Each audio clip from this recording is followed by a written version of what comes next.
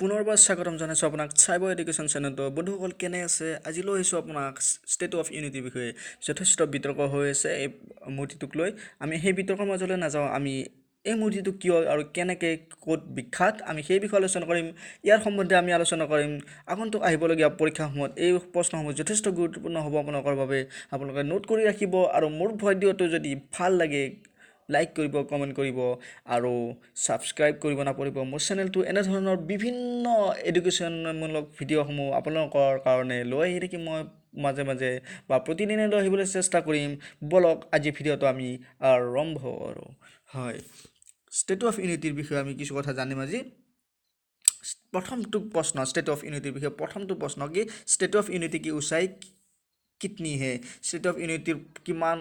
ওখ বা ইয়াৰ হাইট কিমান 182 মিটাৰ 597 ফুট হয় ইয়াৰ ওখ কিমান ষ্টেটু অফ ইউনিটিৰ ওখ কিমান 182 মিটাৰ 597 ফিট 2 নম্বৰ কুৱেশ্যনটো আহিছোঁ আমি ষ্টেটু অফ ইউনিটি কিছ ধাতু से निर्मित है ষ্টেটু অফ ইউনিটি কোনটো ধাতুৰ দ্বাৰা নিৰ্মাণ কৰা হৈছে কাঁচ ধাতু ব্ৰঞ্জৰ দ্বাৰা নিৰ্মাণ কৰা হৈছে হয় 3 নম্বৰ প্ৰশ্নটো আমি আহিছোঁ इसका निर्माण कार्य कब शुरू किया गया হয় ষ্টেট অফ ইউনিটিৰ নিৰ্মাণ কাৰ্য কেতিয়া আৰম্ভ কৰা হৈছিলে 31 অক্টোবৰ 2013 তাৰিখৰ পৰা ইয়াৰ নিৰ্মাণ কাৰ্য আৰম্ভ কৰা হৈছিলে হয় আমি ষ্টেট অফ ইউনিটিৰ বিষয়ে কথা পাতি আছোঁ বন্ধুসকল বলক আজি আমি 4 নম্বৰ প্ৰশ্নটো হয় ইয়াৰ বিষয়ে 4 নম্বৰ প্ৰশ্নটো আমি জানো ষ্টেটু অফ ইউনিটি কিছ মহাপুৰুষ से संबंधित है ষ্টেটু অফ ইউনিটি কোনজন মহাপুৰুষৰ সৈতে সম্বন্ধ আছে হয় আমি সকলোৱে জানো চৰ্দাৰ বল্লভভাই পেটেলৰ সৈতে এই মূৰ্তিটোৰ সম্বন্ধ আছে মানে চৰ্দাৰ বল্লভভাই পেটেলৰ মূৰ্তিটোকে আমি কি বুলি জানো বৰ্তমান ষ্টেটু অফ ইউনিটি হয় ইয়াৰ সম্বন্ধে আমি 5 নম্বৰ প্ৰশ্নটো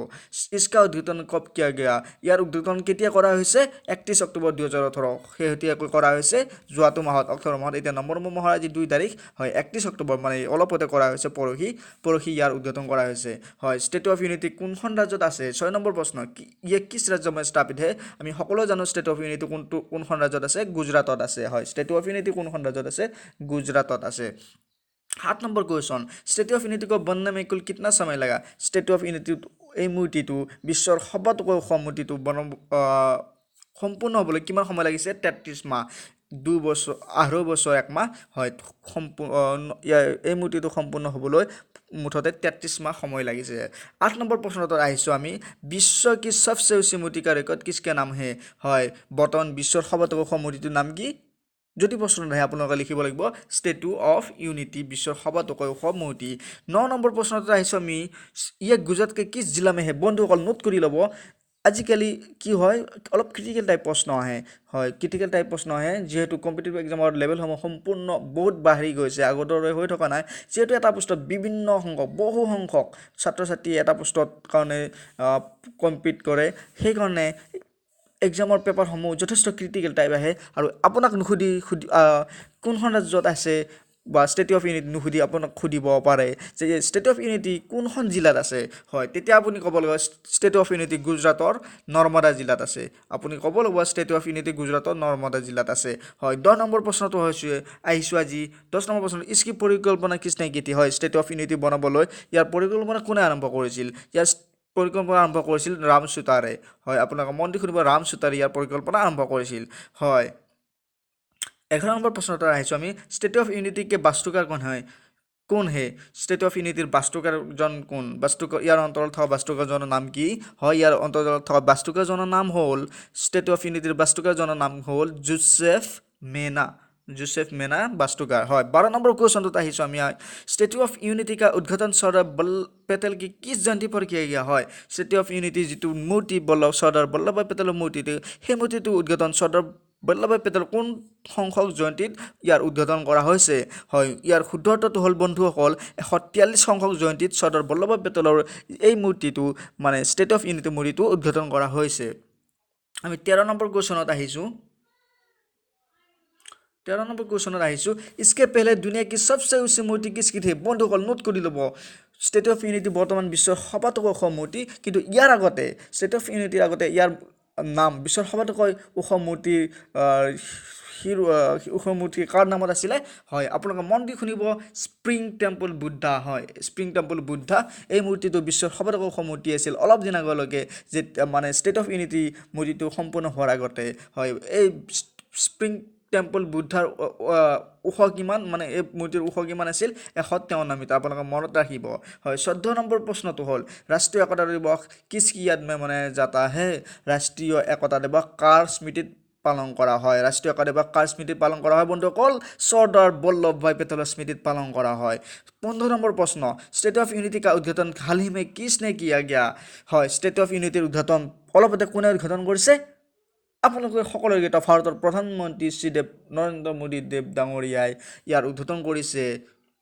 হয় 16 নম্বৰ প্ৰশ্ন इसका निर्माण किस कंपनी ने किया है হয় ষ্টেট অফ ইউনিটি এইটো যথেষ্ট এটা ডাঙৰ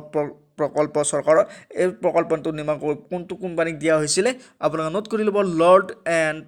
टुब्रो नाমৰ কোম্পানীটোক দিয়া হৈছিলে হয় 17 নম্বৰ প্ৰশ্ন আজিৰ হয় इसको बनाने के लिए लोहा जोतने के लिए किस ट्रस्ट का गठन किया गया হয় চৰ্দাৰ বল্লভভাই পেটেল ৰাষ্ট্ৰীয় একতা ট্ৰাষ্ট এইটো আপুনি মনত ৰাখিব এইটোও আহিব পাৰে যথেষ্ট গুৰুত্বপূৰ্ণ প্ৰশ্ন নহয় জানো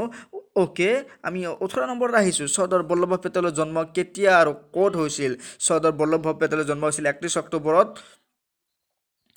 নাদিয়াত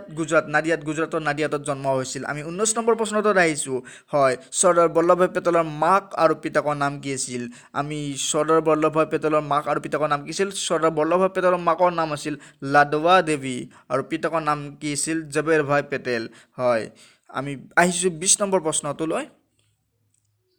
20 নম্বৰ প্ৰশ্নটো আহিছিল বন্ধুসকল চৰ্দাৰ বল্লভভাই পেটেলক অন্য কোনটো নামেৰে জানা যায় চৰ্দাৰ বল্লভভাই পেটেলক অন্য কিছ নাম সে জানা যাতা হয় হয় চৰ্দাৰ বল্লভভাই পেটেলক অন্য কি নামেৰে জনা যায় আপোনালোকে মনত ৰাখিব চৰ্দাৰ বল্লভভাই পেটেলক জনা যায় লৌহ পুৰুষ হিচাপে আৰু ভাৰতৰ বিস্মাৰ্ক হিচাপে আপোনালোকে নোট কৰি ল'ব চৰ্দাৰ বল্লভভাই পেটেলক লৌহ পুৰুষ হিচাপেও জনা যায় আৰু ভাৰতৰ বিস্মাৰ্ক হিচাপেও তেখেতক জনা যায় হয় 21 নম্বৰ প্ৰশ্নটো আহিছোঁ ৰান ফৰ ইউনিটি নামক মাৰাথন দৌৰ का आयोजन पहली बार कब किया गया था ৰান ফৰ ইউনিটি যিটো চৰ্দাৰ বল্লভভাই পেটেলৰ স্মৃতিত কৰা হয় ৰান ফৰ ইউনিটি নামৰ মাৰাথন দৌৰটো প্ৰথমবাৰৰ কাৰণে কেতিয়া আৰম্ভ কৰিছিল 15 ডিচেম্বৰ 2013 তাৰিখে আৰম্ভ কৰা হৈছিল প্ৰথমবাৰৰ বাবে ৰান ফৰ ইউনিটি মাৰাথন দৌৰ প্ৰতিযোগিতাখন কাৰ স্মৃতিত চৰ্দাৰ বল্লভভাই পেটেলৰ স্মৃতিত হয় বন্ধুসকল 22 নম্বৰ প্ৰশ্নটো আহিছোঁ আজি इस मूर्ति को बनाने के लिए पूरे भारत देश के गांव से 135 মেট্ৰিক টন লোহা মাংগা গয়া হয় এই মূৰ্তিটো বনোৱাৰ কাৰণে গোটেই ভাৰতৰ গাঁওসমূহৰ পৰা কিমান মেট্ৰিক টন লোহা অনা হৈছে 135 মেট্ৰিক টন বাপৰে বাপ আপোনালোকে মন দি শুনিব 23 নম্বৰ প্ৰশ্নটো নিউয়ৰ্কত থকা ষ্টেট অফ লিবাৰ্টিৰ মূৰ্তিতকৈ 2 গুণ ওখ ষ্টেট অফ আমাৰ ভাৰতত থকা এই চৰ্দাৰ বল্লভভাই পেটেলৰ মূৰ্তিটো হয় নিউয়ৰ্কত যিটো বৰ্তমান মূৰ্তি আছে ষ্টেট অফ লিবাৰ্টিৰ যিটো ষ্টেট অফ লিবাৰ্টিৰ যিটো মূৰ্তি আছে সেই মূৰ্তিতকৈ প্ৰায় 2 গুণ ওখ ভাৰতৰ ষ্টেট অফ ইউনিটি মানে চৰ্দাৰ বল্লভভাই পেটেলৰ এই সেউতীয়া মূৰ্তিটো আমি আহিছোঁ অন্তিমটো প্ৰশ্নলৈ হয় इस मूर्ति को बनाने में कितना खर्च आया সৰি বন্ধুসকল এই মূৰ্তিটো বনাবলৈ মুঠতে কিমান টকা খৰচ কৰা হৈছে চৰকাৰে কিমান টকা খৰচ কৰিছে নোট কৰি ল'ব বন্ধুসকল এই মূৰ্তিটো বনাবৰ কাৰণে চৰকাৰে মুঠতে খৰচ কৰিছে প্ৰায় 2989 কোটি টকা হয় 2989 কোটি টকা কৰোৰ হয় 2989 কোটি টকা সম্পূৰ্ণ মূৰ্তিটো বনাওঁতে খৰচ হৈছে বন্ধুসকল আজিলৈ ইমানতে সামৰিছোঁ মোৰ এই ভিডিঅ'টো আপোনালোকৰ যথেষ্ট সহায় হ'ব বুলি লৈ আহিলোঁ যদি আপোনালোকৰ এই ভিডিঅ'টো ভাল লাগিছে যদি আপুনি আজি নতুন কথা এটা শিকিছে যদি আপুনি আপোনাৰ কিবা কামত অহা বুলি ভাবিছে এই ভিডিঅ'টো তেনেহ'লে মোৰ ভিডিঅ'টো লাইক কৰিব মোৰ চেনেলটো ছাবস্ক্ৰাইব কৰিব নাপাহৰিব এনেধৰণৰ বিভিন্ন ধৰণৰ ভিডিঅ' মই লৈ আহিম আপোনালোকৰ কাৰণে হয় আজিলৈ আহিছোঁ ধন্যবাদ